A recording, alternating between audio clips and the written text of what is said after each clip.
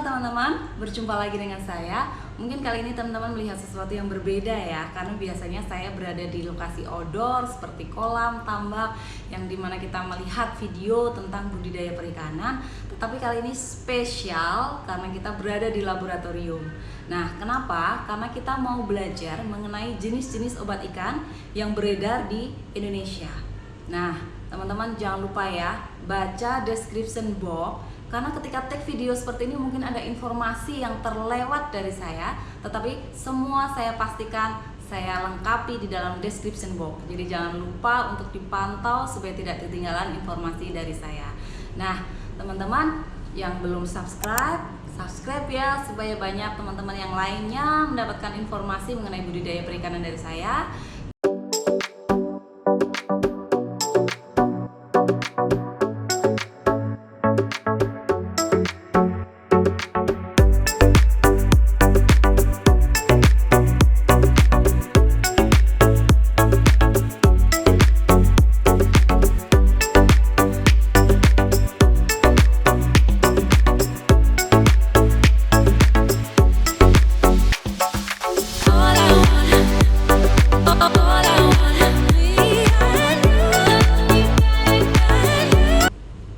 Ketika berbicara mengenai obat ikan di Indonesia, kita tidak lepas dari peraturan Menteri Kelautan dan Perikanan nomor 1 tahun 2019 mengenai obat ikan.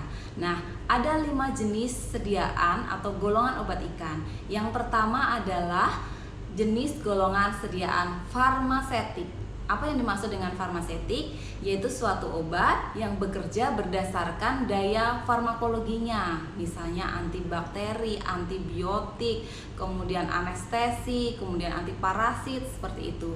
Nah, kebetulan di belakang saya ini bukan video sponsor teman-teman, tetapi memang ada stok di sini hanya obat ini. Jadi saya kasih lihat sebagai contohnya.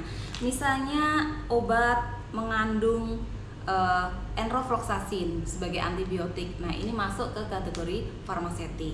Oke. Untuk jenis sediaan yang kedua yaitu premix. Premix dibagi lagi menjadi 2. Yang pertama adalah feed aditif, kemudian yang kedua adalah feed suplemen. Untuk feed aditif kebetulan saya nggak ada contohnya. Jadi misalnya dia adalah xanthophyll, di mana dia zat yang bisa memperindah atau mempercantik warna ikan. Biasa digunakan pada ikan hias atau bahkan kadang ikan konsumsi supaya dagingnya berwarna merah, kemerahan yang lebih cantik seperti itu teman-teman. Itu masuk kategori feed aditif. Jadi sesuatu yang memang belum ada di dalam tubuh ikan dan dia perlu diberikan supaya ada efek-efek yang ditimbulkan. Nah, untuk golongan yang kedua yaitu feed suplemen. Kalau feed suplemen itu mudahnya kita di dalam tubuh ikan itu sudah ada, tetapi perlu ditambahkan karena kadang jumlahnya kurang. Seperti itu. Misalnya vitamin, kemudian mineral. Nah, saya ada contoh. Ini misalnya vitamin C. Atau juga mungkin teman-teman kalau ada premix feed suplemen misalnya mengandung vitamin A, D, E, K, kemudian vitamin B dan mineral-mineral lain misalnya fosfor, kalsium, kemudian zinc, mangan dan lain sebagainya. Itu masuk kategori feed suplemen. Nah, untuk golongan yang ketiga dia adalah golongan probiotik. Kalau kita berbicara mengenai probiotik, saya ada contohnya teman-teman. Dia mengandung lactobacillus. Nah, berfungsi untuk meningkatkan kualitas air tambak.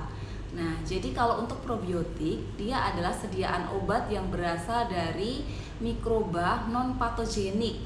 Jadi tidak menyebabkan penyakit gitu ya, non patogen. Nah, ada 2 kategori lagi. Yang pertama adalah untuk memperbaiki kualitas air.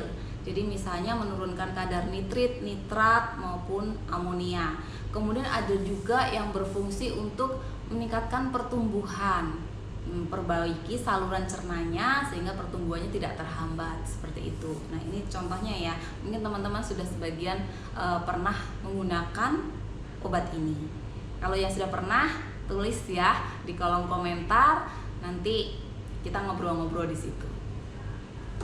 Nah, untuk jenis yang keempat itu adalah jenis sediaan biologik. Dia dihasilkan melalui proses biologik pada hewan atau jaringan hewan untuk menimbulkan kekebalan. Jadi kalau contohnya saja di belakang saya bawa vaksin untuk ikan nila. Jadi ketika dia masih benih dikasih vaksinasi dengan harapan ketika ada virus yang menyerang dia menjadi kebal dan tahan dan bebas dari penyakit yang disebabkan oleh virus tersebut. Seperti itu. Kemudian untuk yang jenis sediaan terakhir yaitu jenis sediaan yang sedang naik daun, jadi dia golongan herbal atau kita biasa di Kementerian Kelautan Perikanan menyebutnya sebagai obat alami. Jadi berasal dari tumbuhan yang diekstrak, teman-teman. Dia bersifat empiris, jadi belum ada pembuktian secara ilmiah. Jadi secara empiris turun-temurun bahwa si tanaman ini bisa mengobati, seperti itu. Jadi misalnya untuk obat alami itu misalnya ekstrak sambiloto, ekstrak kunyit, ekstrak temulawak, seperti itu yang biasa kita gunakan. Oke, teman-teman, jadi itu tadi share informasi dari aku mengenai jenis-jenis obat ikan yang beredar di Indonesia. Jadi pastikan teman-teman download mengenai peraturan Menteri Kelautan dan Perikanan nomor 1 tahun 2019 supaya mendapatkan informasi yang lebih lengkap mengenai obat ikan.